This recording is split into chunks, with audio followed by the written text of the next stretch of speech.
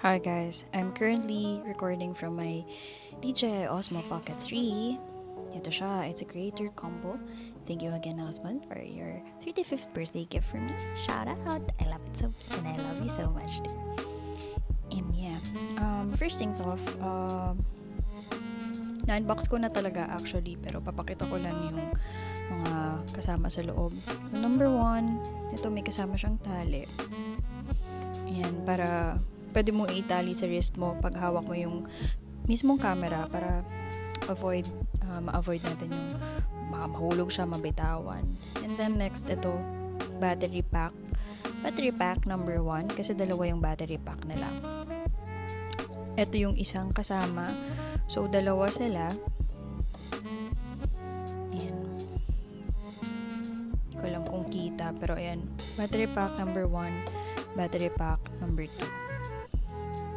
Then next, may kasama din siyang tripod or stand. Sandali, i-clip ko lang to para madaling maghawak ng mga accessories na kasama. Okay.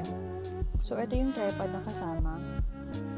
Tapos, pwede mo siyang ilahi na ganyan para siya, stand. Para siyang LSE, pero pag inano mo siya, yun siya, pag pinatong mo, yun, sana kita. Yun, tapos yung next ay, merong kasamang mic. Ito yung mic, yung black. Itong parang fur ball, tinatawag na dead cat. So, yun yung parang nag-filter sa hangin para pag nag-video, hindi nakakasama, hindi nare-record yung hangin. For example, malapit ka sa electric fan or malakas yung hangin dun sa lugar na nandun ka kung kailan ka nag-record. The next, meron din kasama na magnet si DJI. Ito yung if hindi mo gustong i-clip or pero kung gustong pagkabitan ng mic mo, ima-magnet mo na lang siya. For example, ayoko nakita yung mic ko. So, tatanggalin ko lang, i-unclip ko lang siya. Para gusto ko dito sa sleeve. So, parang ima-magnet ko lang siyang ganyan. Ganyan. So, parang nakamagnet na siya. Ayun. By the way, sobrang lakas nga pala nung magnet. So, mahirap siyang alisin. Meron siyang, syempre, for safety purposes, nakalagay siya sa supot. So, almost everything naman nakalagay siya sa ganitong supot. Next naman, may kasama din pala tong lens. Ito yung lens. So, parang kasalpak mo lang siya dun sa lente. Mas wide yung, niya. Tingnan natin kung may difference habang nag-record tayo. Okay. I'm not sure if may difference, pero yun na yun. Yun yung isang kasama. Tapos, ito yung case niya. Hindi siya case na fully covered yung DJI Osmo mo. Isang side lang.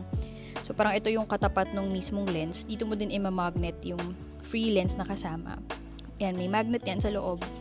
Tapos, meron din dito isa pang magnet. So, dito naman nakatapat yung body. So, paano ba siya? Wait lang. Ito yung, for example, ito yung DJI Osmo mo, pack ganun lang siya. Parang, tatakpan mo lang, technically. Tapos, may kasama din siyang cable charger. Wala siya kasamang charger, yung mismong sinasaksak mo sa outlet, kundi cable lang ang kasama niya. And then, yun, nakabilot siya dito. Pero, kasi ginamit ko na.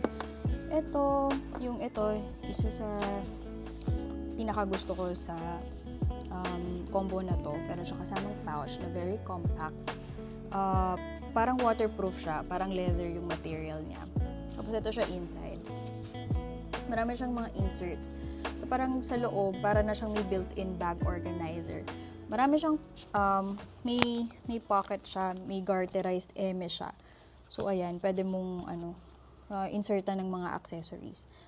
Tapos, it comes with silica gel din para ma-avoid siguro yung mga moisture, ganyan na, para sa pag-aalaga ng gadgets natin. So, ayun, basically yun lang yun. Yeah, thank you for watching. Bye!